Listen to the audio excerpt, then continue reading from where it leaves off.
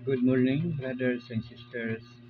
Muli si Brother Chito na maghatid sa inyo ng mabuting balita ng Panginoong Yesus, ang mabuting balita ng kaligtasan. Purihin natin ang Diyos, purihin natin ang Panginoong Yesus.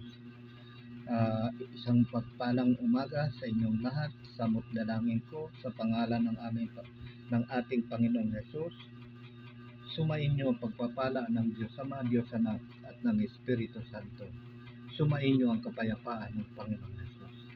Bago po ako mag-umpisa, ako po ay mananalangin.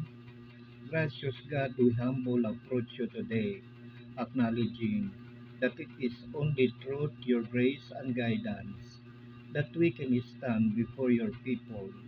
Open our hearts and minds to receive your word and grant us the wisdom and charity to proclaim it faithfully. May our words be a reflection of your truth, and may your Spirit empower us to speak with boldness and love. We pray that your message will resonate in the heart of those gathered here, and that they will be transformed by the power of your word. In Jesus' name, we ask. Amen. So yan po, brothers and sisters, magandang umaga sa inyong lahat, saan man kayo naroroon sa apat na sulok ng daigdig na ito.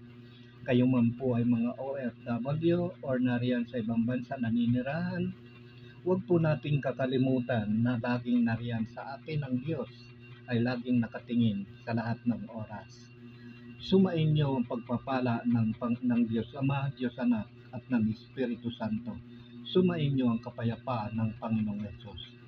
Ayan po, so ang ibabahagi ko po sa inyo mga kapatid na mabuting balita ng Panginoong Yesus ay hanguin po natin sa aklat ng Lucas chapter 14 verse 25 hanggang 33. So pakinggan po natin at tunawain po natin kapag ito po ay dumaan sa ating mga wall sa YouTube. Siya nga pala, meron din po akong Sister Shirley YouTube channel.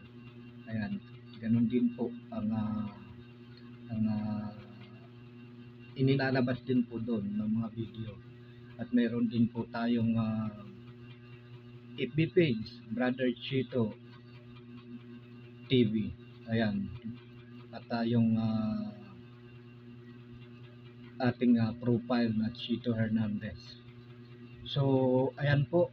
Sumain niyo ang pagpapala ng Panginoong Yesus. Ito po, tutungayan na po natin ang ating Ebanghelyo sa araw na ito or sa video ito.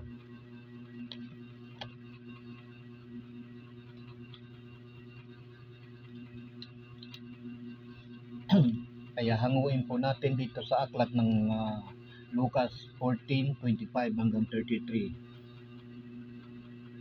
Ang sabi po dito, sumama kay Jesus ang napakaraming tao. Humarap siya sa kanila at kanyang sinabi, hindi maaring maging alagad ko ang sinumang umiibig sa kanyang ama at ina, asawa at mga anak, mga kapatid, at maging sa sariling niyang buhay, nang higit sa akin.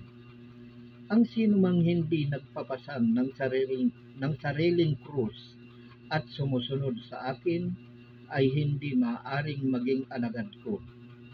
Kung ang isa sa inyo'y nagbabalak magtayo ng tore, hindi ba uupo muna siya at tatantiyahin ang magugugol para malaman kung may sapat siyang salaping may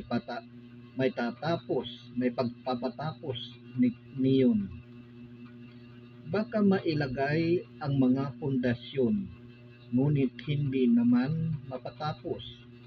Sayang, puputyain ng lahat ng makakikita nito. Sasabihin nila, nagsimulang magtayo ang taong ito, pero hindi na ipatapos. O sinong hari na makikipagdigma sa kapwa-hari ang hindi muna maupo at pag-aaralang mabuti kung ang 10,000 niyang kawal ay maisasagupa sa kalaban na may 20,000 tauhan.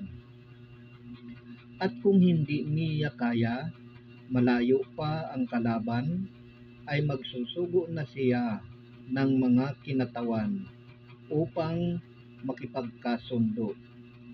Gayon din naman, hindi maaring maging alagad ko ang sinuman kung hindi niya tatalikdan ang lahat sa kanyang buhay. Yan po mga kapatid, ang mabuting balita ng kaligtasan, ang mabuting balita ng Panginoong Hesus. Purihin natin ang Diyos, purihin natin ang Panginoong Hesus. Ayan po, so kaya po ito madalas nating inihahatid po sa inyo sapagkat panahon na po upang tayo po ay maglinis-linis ng ating sarili. Linisin na po natin ang ating pagkatao na ito po yung nagpapahamak sa atin. Alisin na natin at itaboy na natin ang lumang buhay. Ayan, magbago na po tayo. Kaya nga yung tinutunghayan po natin dito, ang sabi po dito, gayon din naman, hindi maaring maging alagad ko ang sinuman kung hindi niya tatalikdan ang lahat sa kanyang buhay. Ayan. Kaya nga po, kung hindi po natin tatalikdan ang lahat sa buhay natin, kapag sinabi pong lahat, ito po yung mga kinahumalingan po natin. Ayan, hindi po yun literal na mga anak, asawa, kapatid. Hindi po yun. Yan po yung mga bagay na kinahuhumalingan po ng lumang buhay natin. Ayan po yung mga pita ng laman na dapat nating itakwil na sa buhay natin. Katulad nung pag-aalala sa buhay. Na dapat isangguni po natin ang lahat ng pangailangan natin sa Diyos, pangailangan natin sa buhay, at isangguni natin sa Diyos. At siya po ang magkakaloob nun sa atin, at siya ang gagawa ng paraan upang may pagkaloob sa atin kung nararapat pong ipagkaloob sa atin. Ayan. Kaya maliban po na baguhin po natin yung pamumuhay natin, ay hindi po tayo mapaghaharian ng Diyos. Kaya nga ang sabi nga ng Panginoong Hesus sa aklat ng Juan chapter 3, ang sabi niya dito, basahin po natin dito sa aklat ng Juan chapter 3. Ayan. Ayan, ang sabi ng Panginoong Hesus dito sa aklat ng Juan chapter 3,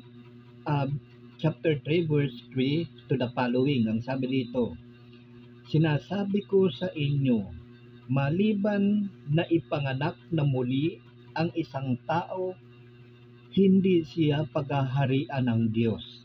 Ayan, kaya nga po maliban po na itakwil po natin yung lumang buhay, yan po yung tinutukoy dito na maliban po na tayo ipanganak ng muli, ay hindi po tayo paghaharian ng Diyos. Sapagkat maniwala po kayo at sa hindi, yung lumang buhay po natin ay malayo po tayo sa Diyos. Ayan po yung buhay po natin yan, na lumang buhay na yan, yan po yung minana natin. Mula pa doon sa unang tao, nung nagkasala, sa lahat ng tao ay nagkasala. Kaya yan po yung nangyayari sa atin. Kaya sinasabi po dito, na sinasabi ko sa inyo, maliban na ipanganak ng muli ang isang tao, hindi siya paghaharian ng Diyos. So ano po bang ibig sabihin na mapagharian na ipanganak ng muli ang isang tao? Maliban na ipanganak ng muli ang isang tao, hindi siya paghaharian ng Diyos. Sapagkat yung lumang buhay po natin, mga brothers and sisters, yan po ay puno ng kasalanan po yan. Wala pong natitirang malinis dyan sa pagkatao natin iyan, yung lumang pamumuhay natin. Sapagkat nung nagkasala ang unang tao na si Adan, kasama po tayo nagkasala hanggang sa panahon ni Moises. Yung mga ninuno natin, kasama lahat tayong nagkakasala dyan.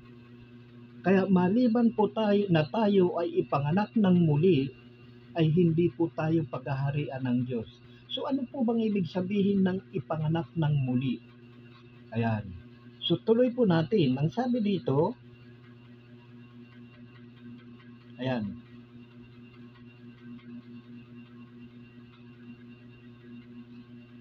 Ang sabi dito, sinasabi ko sa inyo, ani Jesus, maliban na ang tao'y ipanganak sa tubig at sa espiritu, hindi siya paghaharian ng Diyos. Ayan. Hindi siya paghaharian ng Diyos maliban na ang tao ay ipanganak sa tubig at sa espiritu, hindi siya paghaharian ng Diyos. Ibig sabihin, maliban na tayo ay mabautismuhan ng tubig at ng espiritu, hindi po tayo paghaharian ng Diyos. Actually, nabautismuhan na tayo. Nung nagbautismo po si Juan Bautista, ay kasama rin po tayong nabautismuhan noon. Kaya nga ang sabi dito ng Panginoong Yesus sa aklat, ay ang sabi nga ni Juan Bautista nung siya ay nagbabautismo, basahin po natin dito sa aklat ng Mateo na ang sabi niya rito,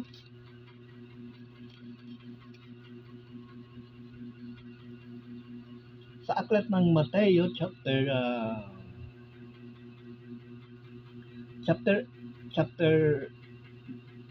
3 verse 11. Ang sabi ni ni Juan Bautista sa verse 11, binabautismuhan ko kayo sa tubig bilang tanda ng pagsisisi ninyo't pagtalikod sa inyong mga kasalanan.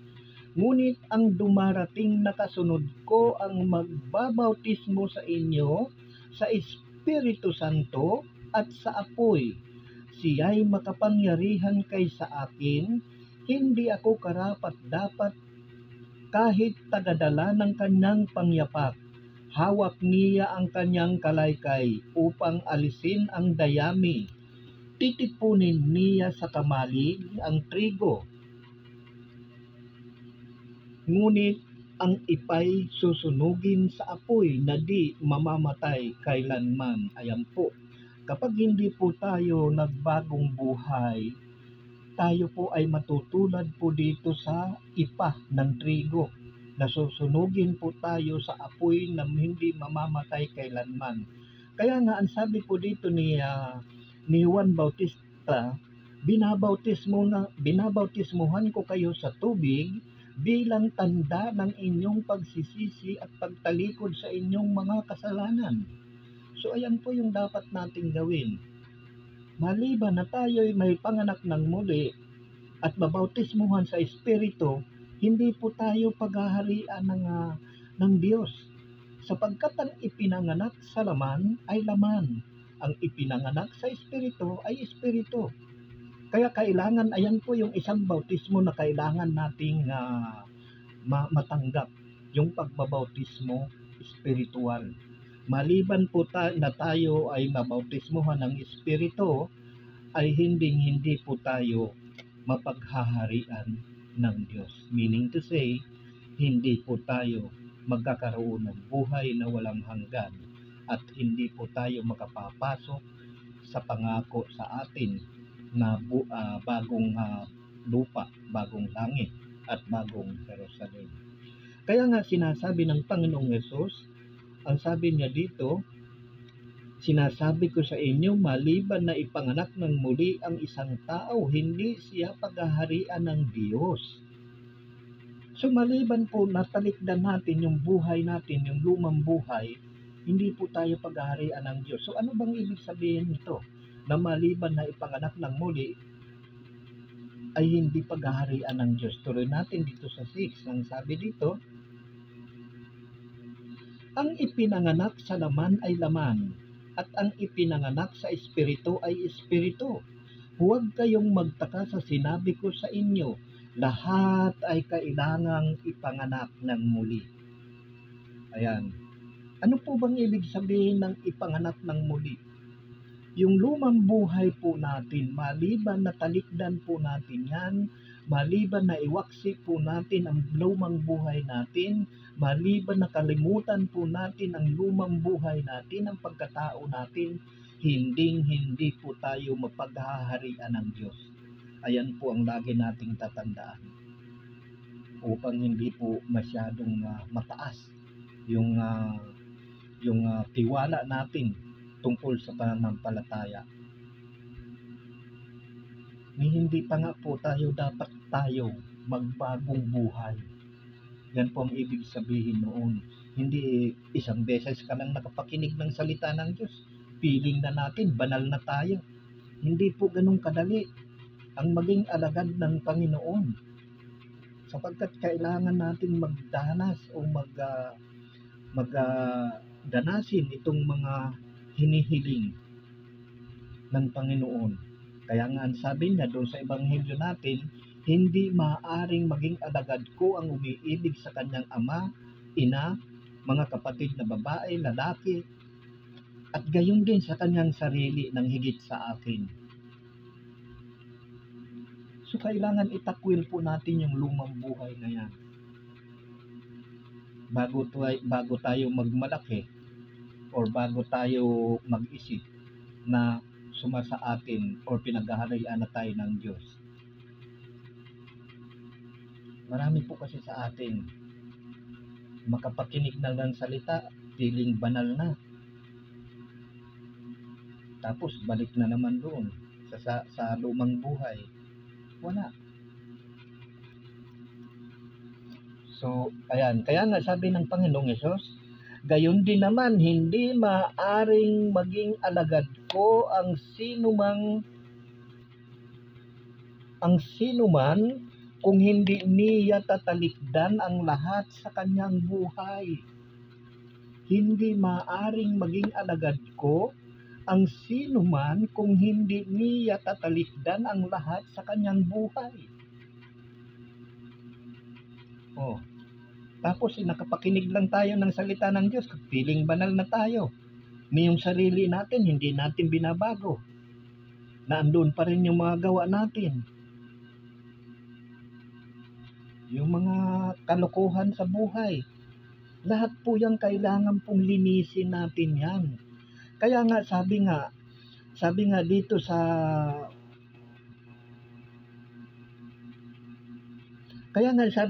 sa aklat ng Revelation chapter 22 verse 14, blessed are they that do keep commandments, that they may have right to the tree of life, and may enter in through the gate in the city.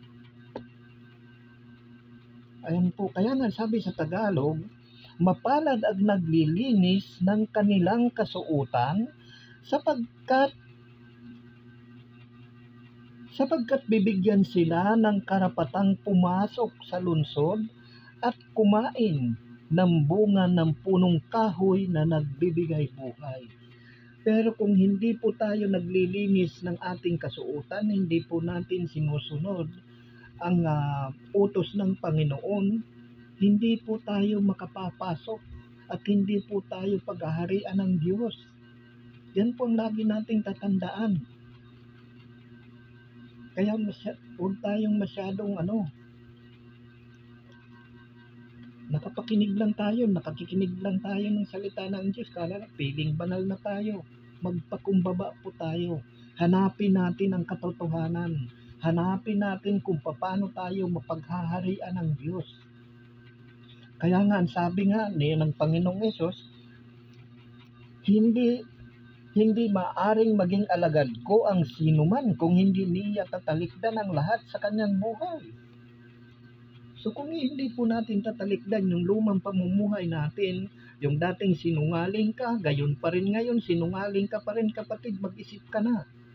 Yung dating manluloko ka, ngayon manluloko ka pa rin, kapatid, mag-isip ka na. Lahat ng sa buhay kailangan talikdan. Kailangan mamuhay tayo ng panibagong buhay. Kaya nga sabi dito sa aklat ng Juan, maliban na tayo'y ipanganak sa espiritu at sa tubig, ay hindi tayo paghaharian ng Diyos maliban na tayo ipanganak ng muli. Kasi dapat, kapag ipinanganak po tayong muli, ibig sabihin kapag tayo po ay nabautismuhan ng Espiritu, katulad nung sinasabi ni Juan Bautista, na ang Panginoong Hesus ang magbabautismo ng Espiritu Santo. Maliban po na mabautismuhan tayo noon, hindi po tayo paghaharian ng Diyos. Anong ibig sabihin nun? Kasi ang Espiritu po ang siyang magtuturo sa atin ng lahat ng bagay at magpapaalala ng lahat ng sinabi ng Panginoong Hesus. Kaya hindi po tayo maliligaw dito. Pero maliban po na iyan ay sumaatin, hindi po tayo paghaharian ng Diyos. Maliban na tayo ipanganak sa Espiritu, ay hindi po tayo paghaharian ng Diyos. Sapagkat yung buhay po natin, yan po ay punong-puno ng kasalanan, yan po ay makalaman. Akala lang natin malinis tayo. Hindi po. Lahat ng tao, walang matuwid, walang nakakakilala sa Diyos. Nandito po yan sa aklat ng Roma. Ayan napakabuti ng Diyos. Ang sabi dito ni Apostol San Pablo, sabi niya, ano nga tayo bang mga Hudyo ay nakalalamang sa mga Hintil? Hindi. Ano ba yung mga Hintil? Although yung mga Hudyo, yun yung malapit sa Diyos nung kapanahunan. Ang mga Hintil talagang walang kinikilalang Diyos ang mga Hintil. Kaya sabi ni Apostol San Pablo, ano nga tayo ba'y mga Hudyo ay nakalalaman sa mga Hintil? Hindi. Sapagkat napatunayan namin na nasa ilalim ng kapangyarihan ng kasalanan ang lahat ng tao, maging Hudyo o Grego. Ayon sa nasusulat, walang matuwid, wala kahit isa. Walang nakauunawa, walang humahanap sa Diyos. Ang lahat ay lumihis ng landas at nagpakasama. Walang gumagawa ng mabuti, wala kahit isa. Kita nyo mga kapatid? Ayan po yung lumang buhay natin. Kaya maliban po na iwanan natin yung lumang buhay na yan, hindi po tayo paghaharian ng Diyos. Ayan po ang katotohanan. Kaya huwag po tayong magmalaki na tayo'y nakikinig ng salita ng Diyos, ngunit hindi naman natin isinasagawa. Hindi naman natin nililinis yung pamumuhay natin. Hindi naman natin tinatakwil yung lumang pagkatao natin. Na andyan pa rin. Nananahan pa rin sa atin. Yung pagiging sinungaling, ayan talagang higit na dapat nating itakwil yan, yung pagiging sinungaling. At alam nyo kung saan pupunta ang sinungaling? Sa apoy ng impyerno. Pakinggan po natin dito sa aklat ng Revelation, chapter 21, na natin kung saan pupunta ang sinungaling. Kaya maliban po na yan, hindi natin itakwil yung pamumuhay na yan, yung pagiging sinungaling. Pakinggan po ninyo kung saan tayo dadamputin. Ito po ang sabi dito. Sa aklat ng Revelation 21, verse 21, chapter 21, verse 8. Subalit managim ang kasasapitan ng mga duwag, mga taksil. Ayan po yung mga duwag. Ito po yung ayaw iwanan yung lumang buhay. Ito po yung ayaw iwanan yung pagiging sinungaling, ayaw iwanan yung pagiging ipokrita, ayaw iwanan yung pagiging magnanakaw, ayaw iwanan ng pag-iisip ng masama. Ito yung mga taong ayaw iwanan yung paghuhusga sa kanyang kapatid. Lahat ng karumihan na yan, kapatid, kapag hindi po natin iwanan yan, ito po ang kahihinatnan po natin. Pakinggan po ninyo dito sa aklat ng Revelation chapter 21 verse 8. Subalit malagim ang kasasapitan ng mga duwag, mga taksil, mga nagpasasa sa kasuklam-suklam na kahalayan, mga mamamatay tao, mga mapakiapid, mga mangkukulam, mga sumasamba sa Diyos-Diyosan, at lahat ng sinungaling. Sila'y ibubulig sa lawa na naglalagablab na asupre, na siyang pangalawang kamatayan. Lahat ng sinungaling, kapatid. Kaya kung hanggang ngayon nasa ilalim ka pa rin ng kapangyarihan ng kasinungalingan, kapatid, kahit yan na lang ang nag-iisa sa buhay na lumang buhay mo, yung kasinungalingan, hindi ka pa rin makapapasok sa kaharian ng langit, sapagkat doon ka papasok sa naglalagablab na asupre. Ayan po yung mahirap sa atin. Ayaw po nating talikdan ng kasinungalingan, ayaw po nating talikdan yung pagkukunwari, ayaw po nating talikdan yung paghatol sa ating kapwa. Napakabilis ng bibig natin humatol sa ating kapwa. Pero ang sarili natin, hindi natin nakikita yung karumihan natin. So maliban po na tayo'y magbago dyan, maliban na itakwil natin yung pamumuhay na iyan, hindi po tayo mapaghaharian ng Diyos. Kaya kailangan itakwil natin yung lumang buhay. Ayan. Sapagkat kung mananatili po yan sa buhay natin, ang lahat ng karumihan na yan, kasinungalingan, puot, galit, inggit, ayan pa, yung inggit na iyan, yung mga kalukuhan natin, di ba? Hanggang ngayon, loko-loko pa rin tayo. Anong inaasahan nating buhay? Sa impyerno. Kaya maliban po baguhin natin ang pamumuhay natin iyan, mapanghinala, mapanghusga, mamamatay tao, mangkukulam, wala pong pag-asa yan. Kaya magpakasaya po kayo mga kapatid. Kung ayaw ninyo magbago, ayaw ninyong baguhin yung pamumuhay ninyo, well, magpakasaya po kayo. Kung yan ang talagang hinahangad ninyong buhay. Kung ayaw ninyong mapunta doon sa bagong lupa, bagong langit at bagong Jerusalem, magpakasaya kayo sa lumang buhay ninyo kung ayaw ninyong magbago. Pero kung gusto ninyong sumunod sa Panginoon, talikdan natin ang lahat sa buhay natin. Lahat ng mga kinagisnan natin. Baguhin po natin. Napakadali po kung tutusin. Hingi lamang po tayo ng tulong sa Panginoon. Unti-unti na tayong babaguhin yan. Hindi po biglaan, sapagkat ayaw din ng Panginoon noon. Unti-unti mararamdaman mo na lang, binabago ka ng Panginoon. At naandun ka na sa ngayon, paunti-unti binabago ang buhay mo. Naaalis na yung pagiging chismosa mo, pagiging chismoso mo. Naaalis na yung pagiging sinungaling mo. Naaalis na yung paghatol mo sa iyong kapatid na grabe kong humatol.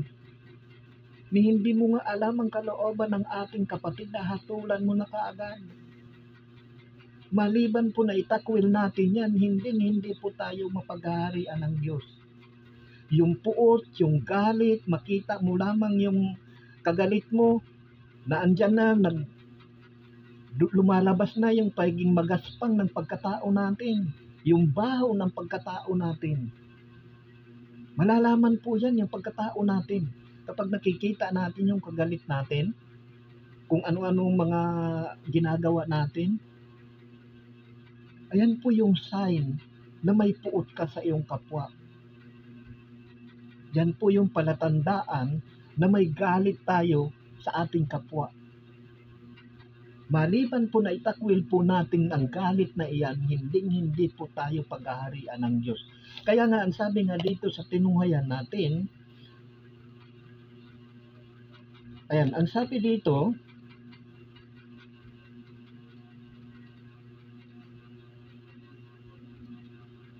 hindi maaring maging alagad ko ang sino man kung hindi niya tatalikdan ang lahat sa kanyang buhay. So kung hindi po tayo yan, hindi natin tatalikdan yan, ang lahat ng yan, ng karumihan natin. yung kasamaan ng buhay na lumang buhay natin, kung hindi po natin yung papalitan ng panibagong buhay, walang-wala po tayo, hindi po tayo maaring maging alagad ng Panginoong Hesus. Sayang lamang po, nakikinig tayo ng kanyang salita, pero hindi naman natin isinasabuhay. Ganun pa rin araw-araw yung pamumuhay natin. Ano ang pakinabang natin yan, kapatid? Mag-isip-isip ka. Para kang nag-aaral. Halimbawa, dito sa sanlibutan ito, nag-aaral ka as a teacher. Paano mo ma-achieve at a teacher kung hindi mo pinag-aaralan yung mga bagay na magdadala sa'yo as a teacher o magtuturo sa'yo as a teacher? Ganyan din po sa pamumuhay espiritual. Makinig ka lang ng makinig, hindi mo naman pinag-aaralan yung mga bagay na magdadala sa'yo as a Christian o as a tagasunod ng Panginoon. So walang kabuluhan po. Kahit tayo makinig oras-oras, minuminuto, makinig ng salita ng Diyos, kung hindi naman natin isinasabuhay, hindi naman natin ginaganap, useless. Wala tayong pakinabang.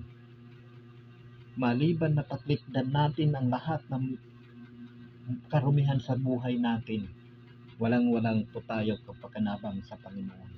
At hindi po tayo maaring maging alagad. Kaya nga sabi ng Panginoong Hesus,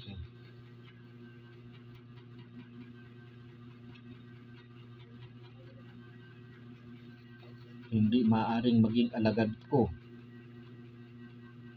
kung hindi niya tatalikdan ang lahat sa kanyang buhay. Ayan. Kaya ang tinutukoy po dito, yung lumang buhay natin, maliban po na tayo ipanganak sa Espiritu, ay hindi po tayo maaring maging alagad ng Panginoon. Ayan.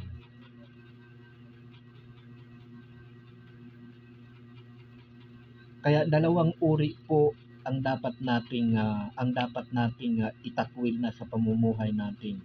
At dalawang uri po kasi ang hinihiling ng Panginoong Hesus na dapat nating itakwil sa pamumuhay natin. Unang-una, ang sabi dito, ang pagtalikod sa lumang buhay. Ano bang ibig sabihin nito, pagtalikod sa lumang buhay, which is ito po ngayon yung topic natin. Ang pangalawa ay ang pag-uusig, kapighatian at ang mga pagsubok sa buhay. Yan po yung daranasin upang tayo maging alagad ng Panginoong Hesus. Kaya kung ikaw ay hindi nagdaranas ng mga ganito, kapatid, wala po tayo. Hindi po natin kilala ang Diyos. At hindi po tayo mapaghaharian ng Diyos. Ayan, kapag hindi natin tinalikdan yung lumang buhay natin, nako, wala Dasal tayo ng dasal, napakahaba pa kung tayo ay magdasal, inaabot tayo ng 1 oras, kalahating oras. Pero pagkatapos ng pagdarasal natin, naandyan pa rin, babalik na naman yung lumang buhay. Kapatid, ano ang kabuluhan ng pagdadasal natin? Wala. Kung babalikan na naman natin yung lumang buhay natin, babalik na naman tayo doon sa pang-aalipusta, sa panglalait, sa galit, puot, hinanakit. Kapatid, pagkatapos nating magdasal, babalikan natin yung mga buhay na yan, yung mga bagay na yan. Walang mangyayari sa pagdarasal natin. Hindi tayo pakikinggan ng Diyos. Kahit maghapon, magdamag tayong magdasal, hindi tayo pakikinggan ng Diyos kung hindi natin itatakwil yung lumang buhay natin. Nagdasal ka nga, maghapon o isang araw. Pagkatapos mong magdasal, binalikan mo ngayon yung pagiging chismoso mo, pagiging chismosa mo. Panglalait, mapanghusga. Ano ang kabuluhan? Anong nagawa nating kabuluhan? Kumbaga sa kalabaw, pinaliguan ka na Dahil sa maghapon kang nagdasal, nanalangin sa Panginoon, ngunit lumublob ka uli sa putikan. Paano ka magiging malinis doon, mga kapatid? Dapat huwag ka nang lulublob uli sa putikan. Anong ibig sabihin nun? Huwag na natin babalikan yung lumang buhay natin. Huwag na natin babalikan yung panglalait natin. Huwag na natin babalikan yung pagiging sinungaling natin, yung galit natin, yung puot sa kapwa. Huwag na po natin babalikan. Itakwil na po natin yan. Ilagay natin sa basurahan para pagka dumating yung dump truck, masama doon sa sunugan. Mauna na sa impyerno yung kasalanan na yan. Masusunog yan doon eh. Ang mahirap sa atin tapos natin magdasal, 1 oras, 2 oras. Pagkatapos, babalikan natin yung lumang buhay. Walang kabuluhan po yung dasal natin yun. Hindi tayo pakikinggan ng Panginoon. Kaya nga po tayo nagdarasal sa Panginoon upang mabago po yung pamumuhay natin. Magkaroon tayo ng buhay na walang hanggan at mabago yung pamumuhay natin. Yan po, kaya po tayo nagdarasal Kaya po tayo nakikinig ng salita ng Diyos upang mabago yung pamumuhay natin. Hindi po tayo nakikinig ng salita ng Diyos upang magyabang lamang. Hindi po tayo nakikinig ng salita ng Diyos upang gawin lamang natin itong tawag dito, what did you call that? Yung dahilan o gagawin nating pastime ang salita ng Diyos. Kapatid, walang kabuluhan yan kung ganyan ang gagawin natin. Kailangan kapag nakinig tayo ng salita ng Diyos, isabuhay natin, gawin natin, at yan po ay unti-unti tayong mababago. Tutulungan tayo ng Panginoon na baguhin ang lahat ng iyan. Kaya nga sabi ng Panginoong Hesus dito sa aklat ng Juan chapter 15, nalinis na kayo sa pamamagitan ng salita ko. Manatili kayo sa akin at ako'y mananatili sa inyo. Pero pagkatapos natin makinig ng salita ng Panginoon, nandun na naman tayo sa tsismisan, nandun na naman tayo sa pagsisinungaling, nandun na naman tayo sa galit, sa puot, hinanakit. Kapatid, wala. Anong pakinabang? Kaya nga sabi nga ng Panginoong Hesus dito sa aklat ng Juan chapter 15, nalinis na kayo sa pamagitan ng salitang sinabi ko sa inyo. Papunta natin para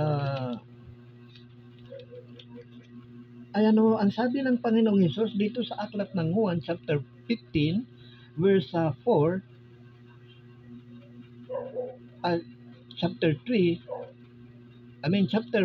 verse 3, nalinis na kayo sa pamamagitan ng salitang sinabi ko sa inyo. Diba? Hindi makikinig tayo ng salita ng Diyos. Akala natin makikinig tayo, pang pastime lang natin. Hindi po, kaya po tayo nakikinig ng salita ng Diyos upang mabago po ang buhay natin, malinis natin yung pamumuhay natin. Hindi po tayo nakikinig ng salita ng Diyos upang mag-pastime lang, upang mag-display lang, upang sabihin na tayo'y banal. Kaya tayo nakikinig ng salita ng Diyos para tayo mabago. Ayan po ang dahilan niyan, kaya nakikinig kaya tayo nagdarasal. Upang tulungan niya tayo na magbagong buhay. Kaya tayo nagdarasal upang mabago, malinis ang pamumuhay natin. Yan po ang dahilan yan. Hindi nagdarasal ka nga ng 1 oras, 2 oras. Pagkatapos mo naman nagdasal, dadamputin mo muli yung lumang buhay mo. Kapatid, anong pakinabang natin doon? Wala. Kailangan po kapag nakinig tayo ng salita ng Diyos, isabuhay po natin. Pakinggan natin, ituloy natin. Kaya nga sabi dito ng Panginoong Hesus sa aklat ng Juan chapter 15, ang sabi niya, nalinis na kayo sa pamamagitan ng salitang sinabi ko sa inyo. Manatili kayo sa akin at mananatili ako sa inyo. Hindi makapamumunga ang sinumang hindi nananatili nakakabit sa puno. Gayon din naman, hindi kayo makapamumunga kung hindi kayo mananatili sa akin. Ayan. Pagkatapos ng pagdasal natin, balikan na naman natin yung pagsusugal, pagsisinungaling, sa tungit, or kung saan man yung sugal na yan, pagchichismis. Kapatid, sayang yung pagdarasal natin ng isang oras. Sayang yung pakikinig natin ng salita ng Diyos. Kaya nga sinabi ng Panginoong Hesus, nalinis na kayo sa pamamagitan ng salitang sinabi ko sa inyo. Manatili kayo sa akin at ako'y mananatili sa inyo. Sapagkat wala kayong magagawa kung kayo'y hiwalay sa puno at hindi makapamumunga ang sangang hiwalay sa puno. Gayon din naman tayo. Hindi tayo makapamumunga kung tayo'y hiwalay sa Panginoon.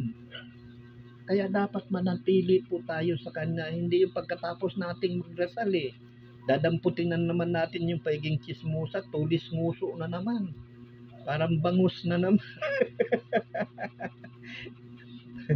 Kapatid, sinasabi ko po sa inyo ito dahil mahal kayo ng Diyos. Nais ng Diyos na tayong lahat ay maligtas, hindi po mapahamak. Ayaw ng Diyos na tayo'y mapahamak dahil sa ating kasamaan. Ang nais niya tayo'y maligtas. Kaya nga sabi ng Panginoong Hesus dito sa Aklat ng Juan chapter 3, ang sabi dito, ito kabisado na natin ito Di ba? Gayon na lamang ang pag-ibig ng Diyos. Ang sabi dito, gayon na lamang ang pag-ibig ng Diyos sa sanlibutan, kaya ibinigay niya ang kanyang bugtong na anak upang ang sumampalataya sa kanya ay hindi mapahamak, kundi magkaroon ng buhay na walang hanggan, sapagkat sinugo ng Diyos ang kanyang anak hindi upang hatulang maparusahan ang sanlibutan, kundi upang iligtas ito sa pamamagitan niya. Ayan po ang nais ng Diyos, na tayo'y maligtas sa pamamagitan ng Panginoong Hesus. Kaya nga sabi niya dito sa Aklat ng Juan 15:3, nalinis na kayo sa pamamagitan ng salitang sinabi ko sa inyo. Diba? Hindi naman sinabi nalinis na kayo sa pakikinig ninyo. Mabuti sana kung sinabi nalinis na kayo sa pakikinig ninyo ng salita ko. Hindi nalinis na kayo sa pamamagitan ng salitang sinabi ko sa inyo.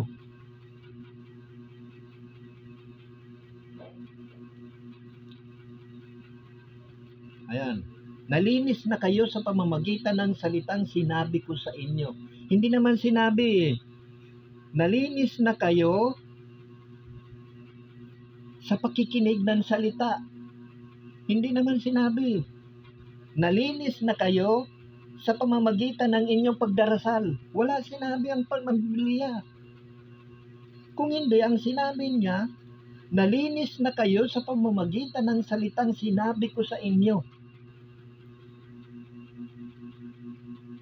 Sinabi ko sa inyo. Ano ba ang mga salitang iyon? Ano ba yung salita na sinabi ng Panginoong Hesus? Ituloy natin ang sabi dito. Nalinis na kayo sa pamagitan ng salitang sinabi ko sa inyo. Manatili kayo sa akin at mananatili ako sa inyo. Ayan ang sinabi ng Panginoong Hesus. Nalinis na kayo ng salitang sinabi ko na sa inyo. Manatili kayo sa akin at ako'y mananatili sa inyo. Hindi, pagkatapos mo nakinig ng salita ng Diyos nanatili ka ba? Hindi Binalikan mo ka mo, nanatili ka doon sa lumang buhay mo. Doon sa pagiging sinungaling mo, doon sa pagiging chismoso mo, sa pagiging chismosa mo. Binalikan mo ulit. Paano ka nakapanatili sa Panginoon? Wala. Useless yung pakikinig natin. Kaya manatili po tayo mga kapatid. Kaya nga sabi dito sa Revelation blessed are they that do His commandment. Sumusunod, sabi niya. Mapalad ang mga sumusunod, gumagawa ng aking mga utos. Blessed are they that do His commandment, that they will have right to the tree of life, and may enter in the truth the gate into the city. Paano tayo makaka-enter doon sa city na yun kung tayo'y marumi? Kaya nga sabi sa Tagalog, mapalad ang naglilinis ng kanilang kasuotan sapagkat bibigyan sila ng karapatang pumasok sa lungsod at kumain ng bunga ng punong kahoy na nagbibigay buhay. Di ba? Paano tayo mabibigyan yan? Paano tayo makakakain kung hindi natin sinusunod, hindi natin ginagawa yung mga utos ng Panginoon? Ang utos niyan, sabi niya, nalinis na kayo sa pamamagitan ng salitang sinabi ko sa inyo. Akala po kasi natin, kapag nakinig tayo ng salita ng Panginoon, mapaghaharian na agad tayo ng Diyos. Hindi po ganun kadali. Kailangan gawin natin. Kaya nga sabi niya, these are they that do His commandment. Mapalad ang mga gumagawa at tumutupad ng kanyang mga utos. Hindi naman sinabi mapalad ang nananalangin sa pangalan ko. Hindi naman sinabi mapalad ang mga nakikinig. Di ba? Mapalad ang nakikinig kung isinasabuhay, isinasagawa yung napapakinggan.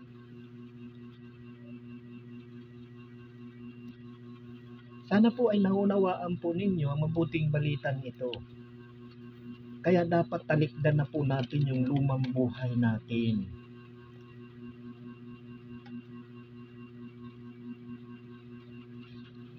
Pagtalikod po sa lumang buhay natin, yan po ang kaganapan. Dahil kung tatalikdan po natin yung lumang buhay natin, ibig sabihin nananatili po tayo sa Panginoon. Kasi yan yung utos niya eh. Yan yung utos niya na sinabi niya dito. Blessed are they that do His commandment. Mapalad ang mga tumutupad o gumagawa ng aking mga utos, that they may have right to the tree of life, at bibigyan sila ng karapatan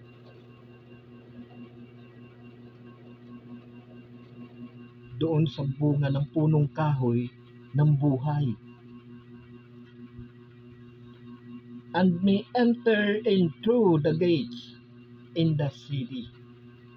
Papapasukin po tayo doon sa banal na lungsod. Pero kung tayo po ay tagapakinig lamang, hindi natin isinasagawang iniuutos ng Panginoon, paano tayo mapaghaharian ng Diyos niyan? Paano tayo makapapasok doon sa syudad ng sa lungsod? At naroon yung puno ng kahoy na nagbibigay buhay. At nandun yung puno ng buhay.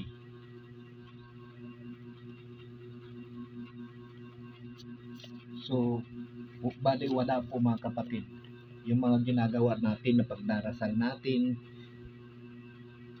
pakikinig natin ng salita ng Diyos, pagkatapos binabalikan natin yung lumang buhay natin, wala po tayong mapapakinabangan doon. Kaya nga dapat talikdan natin ang lahat sa buhay natin. Kaya nga sabi ng Panginoong Jesus dito sa ating ebanghelyo, ang sabi niya,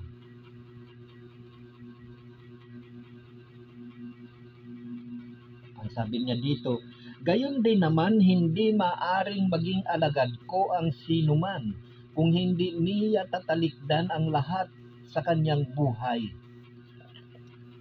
Napapanahon na po kasi, kaya ito po yung mga bagay ang nais na iparating sa inyo ng Panginoon. Sapagkat kung matatandaan ninyo yung sinabi ng Panginoong Diyos Ama doon sa aklat ng sa aklat ng Isaiah, chapter 42,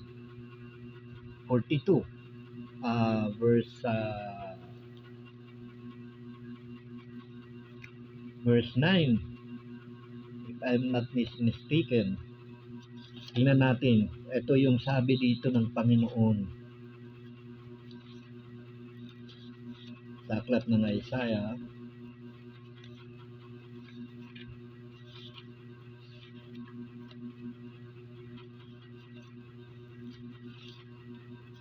ayan,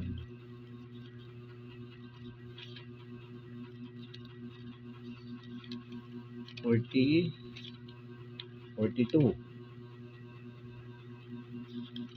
Ayan.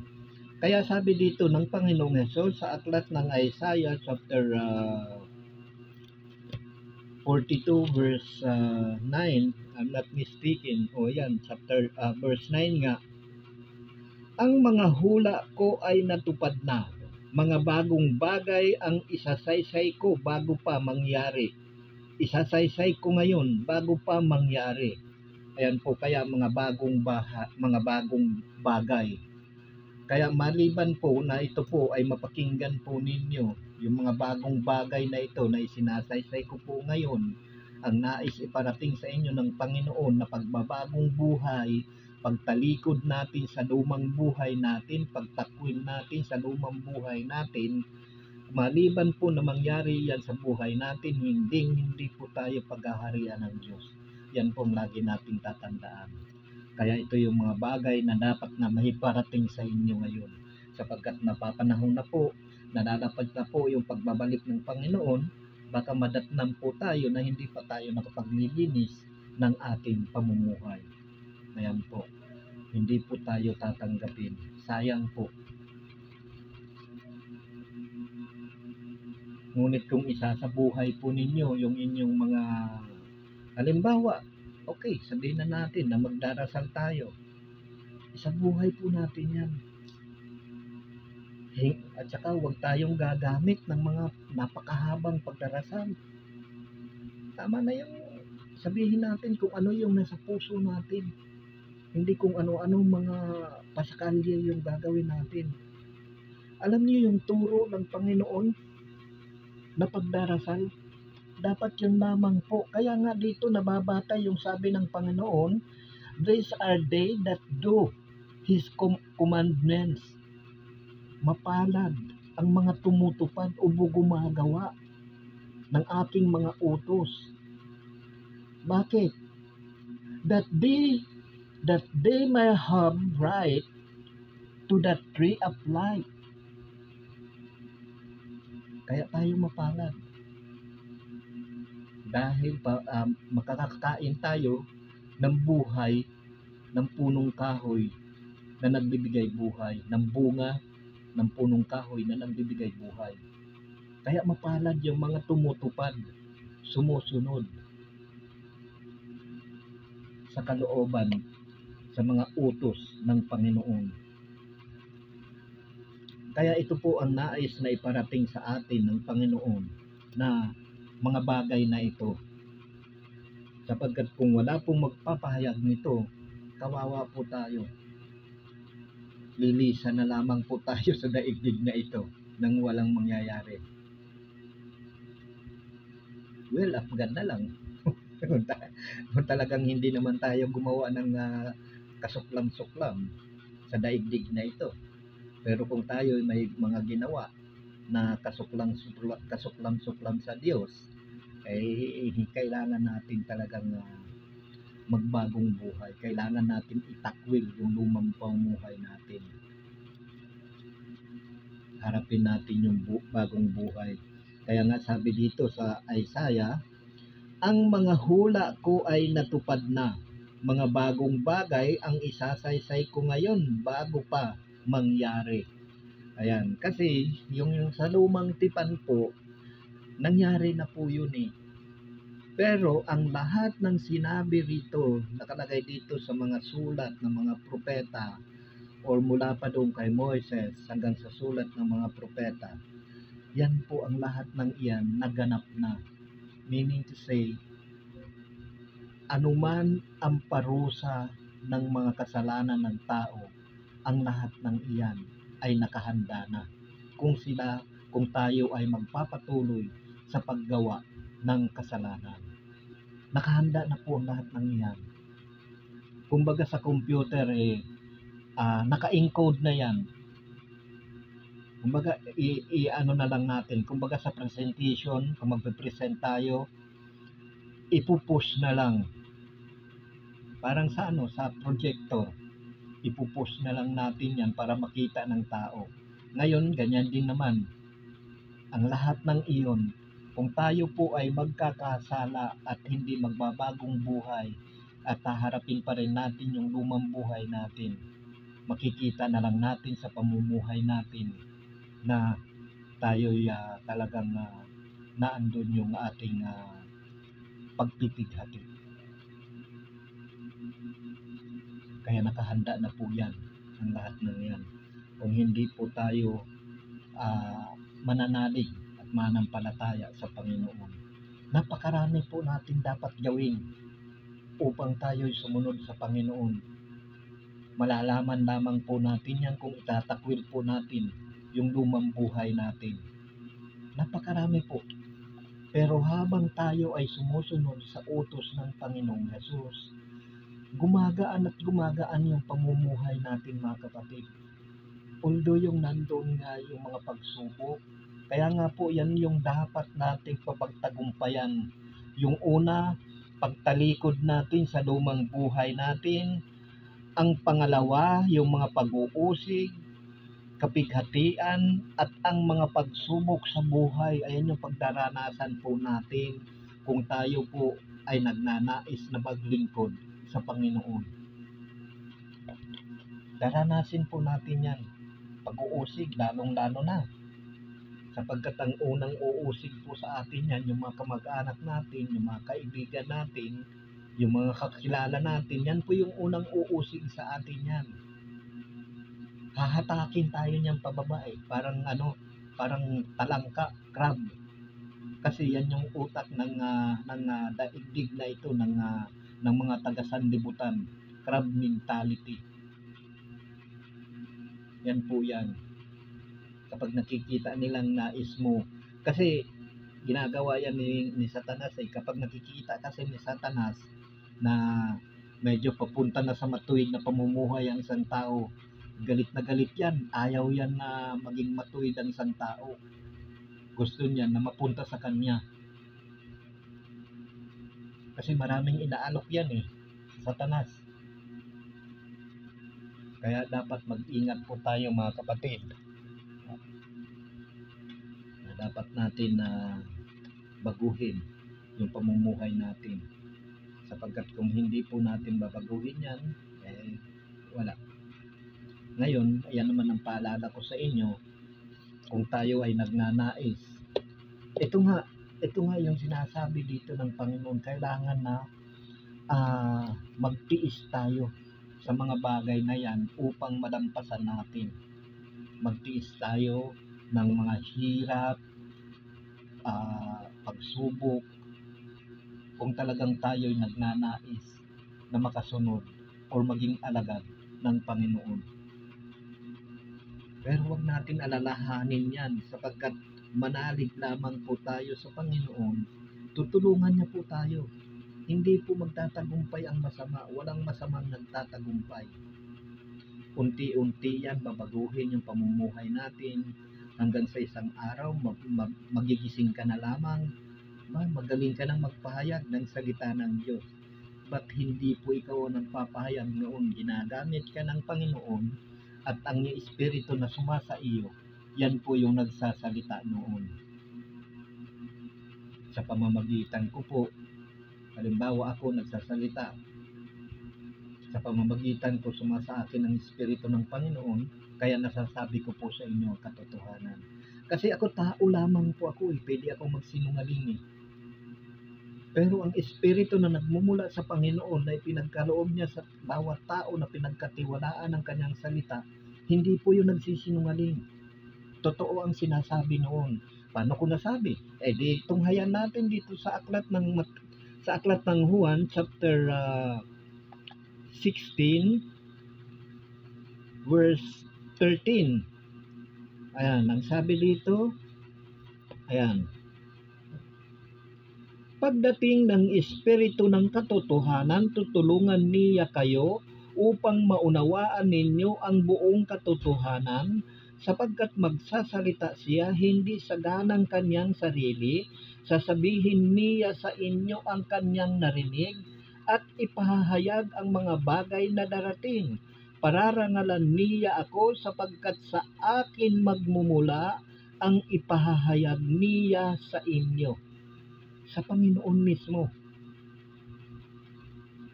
Kaya hindi po ako ang nagsasalita niyan, hindi po ako yung nagkakatang isip lamang yan. Mismo ang Panginoon ang nagsasalita niyan. Kumbaga, kung noong panahon nalalaman ng mga Israelita ang utos ng Diyos sa pamamagitan doon sa tapyas na bato, na nakasulat doon sa tapyas na bato. Ngayon, sa pamamagitan ng Espiritu, nalalaman natin ang salita ng Panginoon at inihahayag ng Panginoon sa inyo sa pamamagitan ko po at ng Espiritu na sumasa akin. Dahil nananahan po yan sa atin tayong mga pinagkatiwalaan ng salita ng Diyos, nananahan po yan. Pakinggan natin dito sa aklat ng Juan 14:26. Ayan. Ayan, ang sabi dito. Ngunit ang patnubay ang Espiritu Santo na susuguin ng Ama sa pangalan ko, ang siyang magtuturo sa inyo ng lahat ng bagay at magpapaalala ng lahat ng sinabi ko sa inyo. Ayan po, kasing mananahan po ito sa atin na ipinagkaloob ng Panginoong Hesus na Espiritu ng katotohanan, Espiritu Santo, mananahan po sa atin at yan ang magiging kasama natin. Pakinggan natin dito sa aklat ng Juan chapter 14:15 to the following hanggang 17. Ang sabi dito, kung iniibig ninyo ako, tutuparin ninyo ang aking mga utos. Kaya nga, ayan, tutuparin natin ang kanyang mga utos. Kaya nga, di ba, sabi dito sa Revelation, blessed are they that do His commandment. Di ba?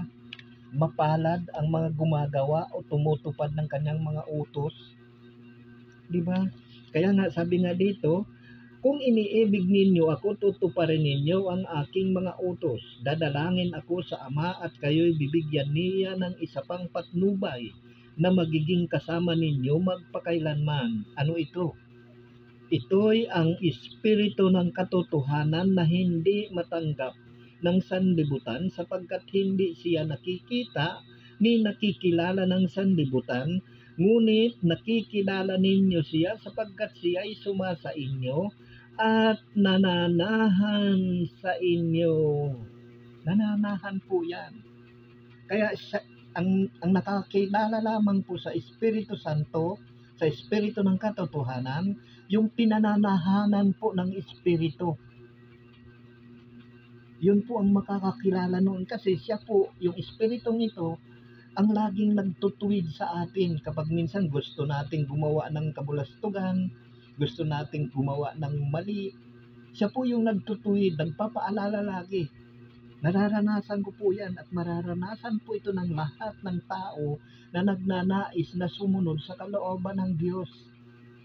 Kung tayo'y mananatili sa Panginoon, yan po yung nag-guide sa atin, sa mga taong pinagkatiwalaan ng salita ng Diyos. Kaya hindi po maaaring magsalita ang nagsasalita ng salita ng Diyos, hindi po maaaring magsinungaling. Maliban na lamang sa hindi talaga authentic, yung legit na nagpapahayag, yung talagang hindi legit na tinawag ng Diyos. Ito yung mga nadatnan lang ng salita ng Diyos. Hindi talaga sila yung pinanggagalingan ng salita ng Diyos. Kasi yung nadatnan lang, ibig sabihin, tinuro lang sa kanila, dinatnan lang sila ng salita ng Diyos. Kaya nga sabi nga ni Apostol dito sa aklat ng unang Juan, kapag tayo po ay nananaham na po sa atin ng Espiritu, hindi na po tayo maaring turuan ng kahit na sino. Sapagkat ang Espiritong nananahan sa atin, yun ang magtuturo eh. Pakinggan natin dito sa aklat ng unang Juan, chapter 1, verse 27.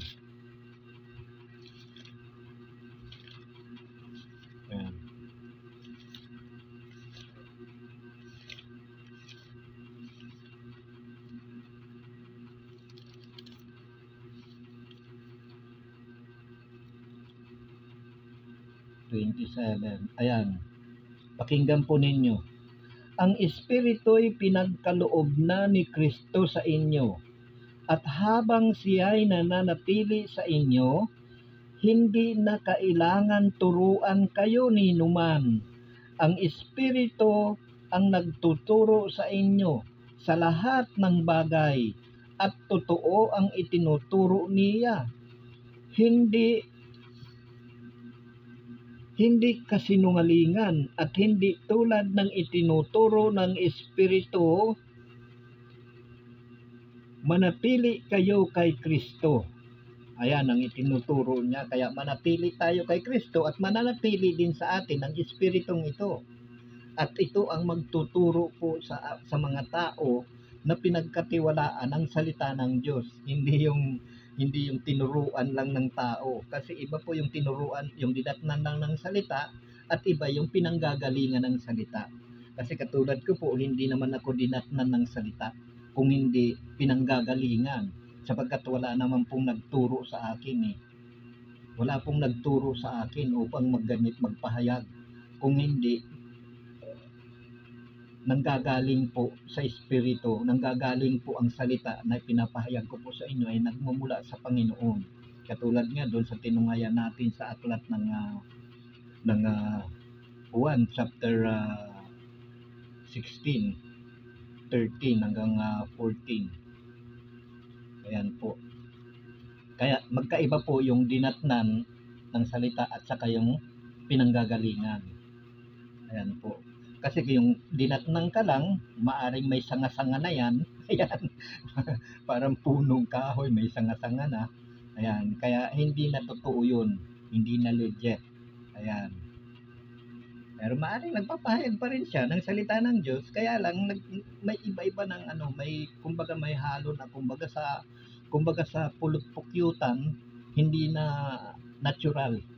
Ayan. Kasi turo ng tao yun eh.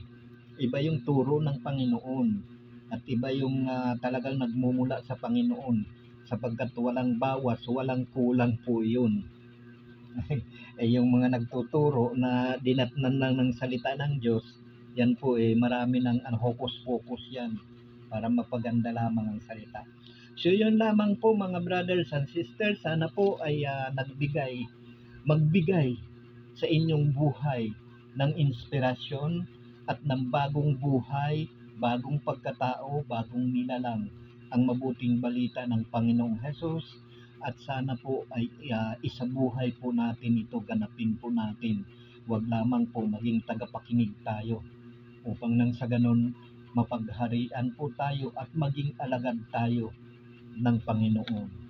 Kaya nga sabi nga ng Panginoon dito sa aklat ng Revelation chapter 22:14, blessed are they that do His commandment. Ayan.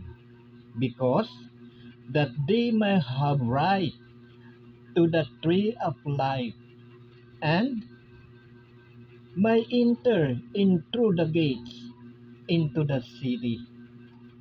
Ayan po mga brothers and sisters, saan man kayo naroroon, sa apat na sulok ng daigdig na ito, laging samot dalangin ko sa Diyos Ama, Diyos Anak, sumain nyo ang pagpapala ng Panginoon. Sumain nyo ang kapayapaan ng Panginoong Yesus. Ayan, saan man kayo naroroon, at sa buhay po ninyo ang mga aral ng Panginoon. Hanggang sa muli, brothers and sisters, God bless you all. Thank you, Lord. Thank you, Jesus.